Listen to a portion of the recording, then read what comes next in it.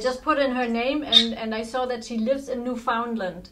But you know, all my, like my money, everything is controlled by the German government through my lawyer, and so I have no access to my money, so I cannot find her address. So I know she lives in Newfoundland in New Jersey, but she doesn't know what happened to me in our marriage, because I never told her what her father did with me when we were in the bedroom. Now he made always sure that when he wanted to have sex with me, that our children knew, and so you know that our children knew.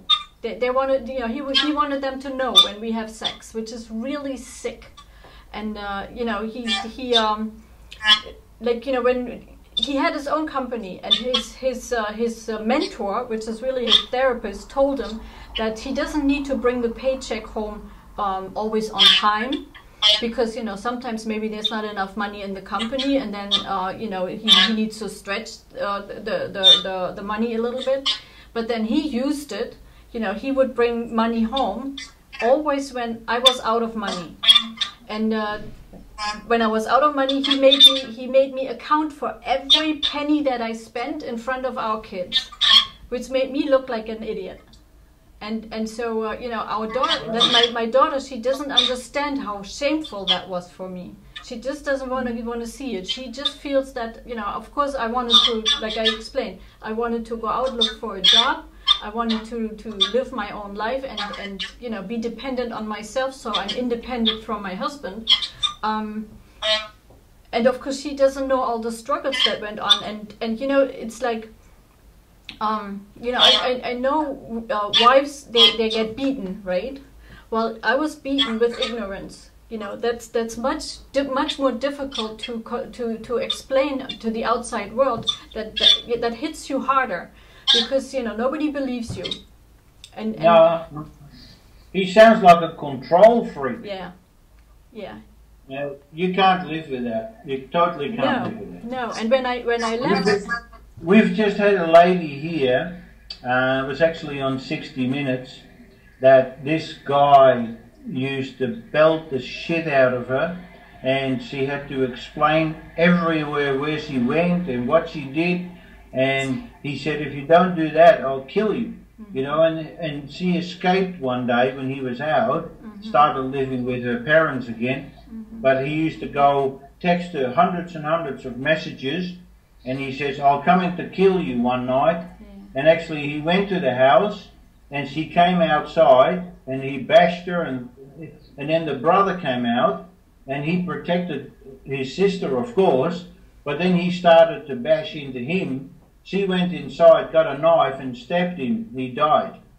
She went to court for 8 months, to jail for 8 months, and then she was released because they actually found out how badly she was treated. Yeah. Well, but she had to kill him to get rid of him. Yes.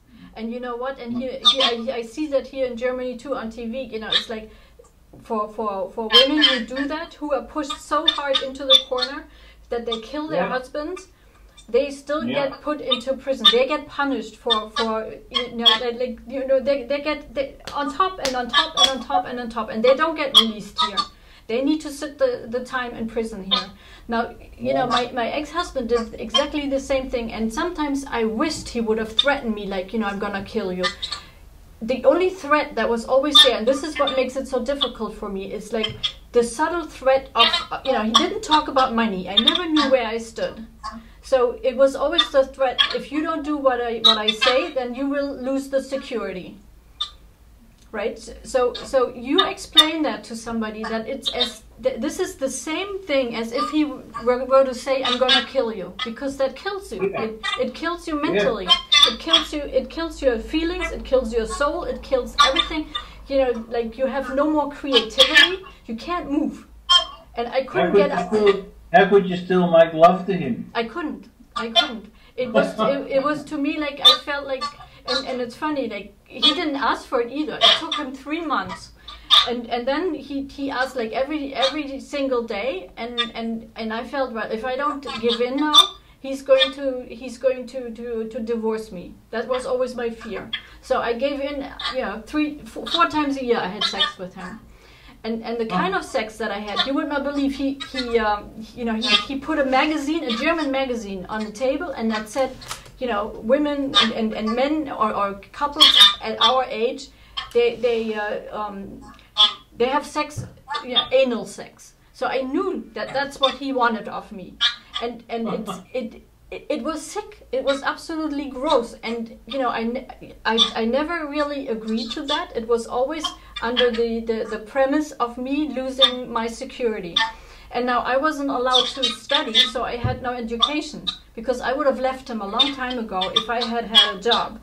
And you know, I had a Belgian boss in European American Bank, which was also Deutsche Bank. He was really nice, and he saw that I was good, so he offered for me to go to college and study finance.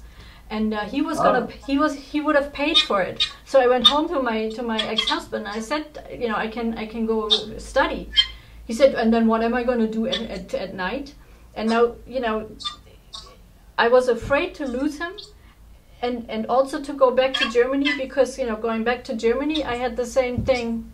It was worse with my family, because I wasn't allowed to study there either. So I didn't know where I was standing, and you know, I kind of always weaseled my way through. But you know what? If you do that, you have an empty heart. You're empty. You're nothing. You're nothing. Yeah, that's very sad. Very sad. So you didn't study when you were younger, or didn't have the chance to study? I wasn't allowed. I had the chance. I just explained to you. I had the chance to study with this Belgian guy in the bank, and I knew that when I turned him down, I knew that was the end of my career, because he saw that he saw that I wanted to.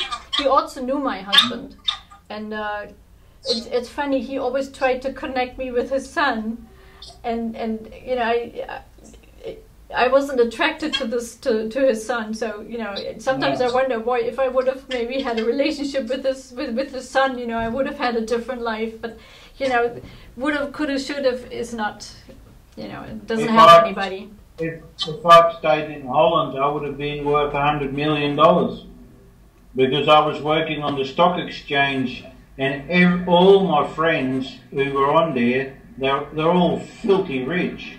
Yeah. If they're happy, I don't know. I was just gonna say, you are a very rich man, because you're full of love, and you care, and you're open, and you feel genuinely happy. That's the, you know. Yeah, I am happy. If I have $100 in my pocket, I feel happy. I've got more in the bank. I've got in the super fund, but. Normally, I'm quite a happy fella, yeah. Yeah, well, I'm happy now. Life is too short. Yes, well, yeah. Sure. Right. But I'm going to have some dinner. Right, it's night again for you. Well, my day starts, and I'm going to have to go to the dentist now. I'm going to get implants. Fix my teeth. Okay. All right, well. I can't say enjoy that one, but well, actually, I will when it's done. I will when it's done. Okay. And you have a good dinner. What are you gonna have? I don't know. I normally go to the hotel up the road here. I can walk, but I might have a nice steak or something. Some eye fillet, something nice steak. We have very good beef here in Australia. I know. Well, last night I just had a kebab. Right. Well, you know what? I don't eat meat. You don't eat meat? No animal products, because we know how to feed ourselves without killing the animals. I know. I used to love a good steak too, but I have learned, you know, to love the animal more than the steak. Yeah, and I don't want to make it bad for you now, because you know. But God put them on the planet, so they're here. And yeah, to live. To live. Yeah. Yeah, but we are too smart. We are too smart. We have become too smart, and we've been given also by what you call God, the knowledge to let the animals live, and us too. And we don't need as many as we have now, you know. And we don't need to inject them with poison. but we no. we can you know, let them fizzle out. And not, you know, I mean, they have sex orgies with these animals to produce more and more and more. Well, we don't need that. How about fish? How about fish? Same. No fish. No, don't You know what? This is actually when I learned scuba diving, right? I had the oxygen in a bottle on my back. Yeah. This is where I felt, because I could feel the water. I could never make that connection with the air because it's just kind of there. But with the water, I could feel it. And I was swimming with the fish and dependent on my oxygen. And that's when I felt we are all connected. So fish are my favorite animal. So they're not to eat.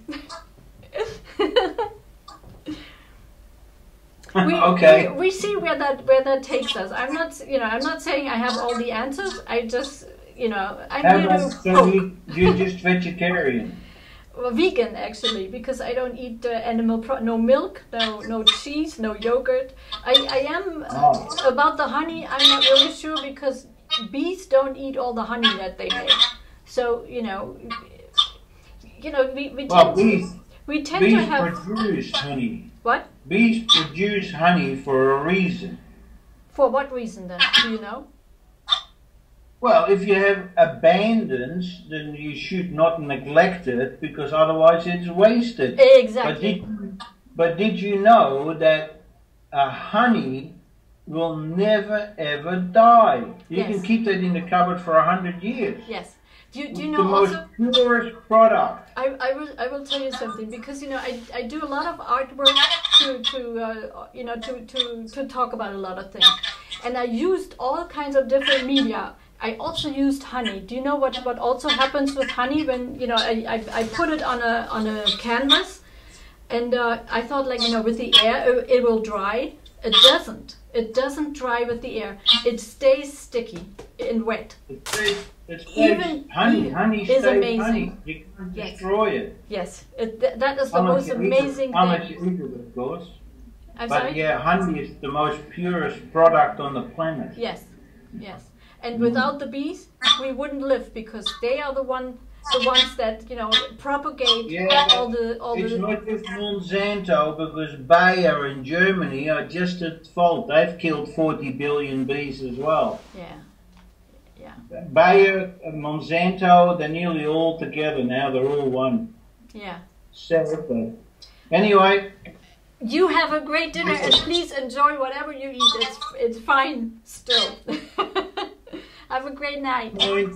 If you put if it looks nice, it tastes nice, it should be good for you. Yes. You go with that. Okay. Have a great night. Enjoy. Bye. You too.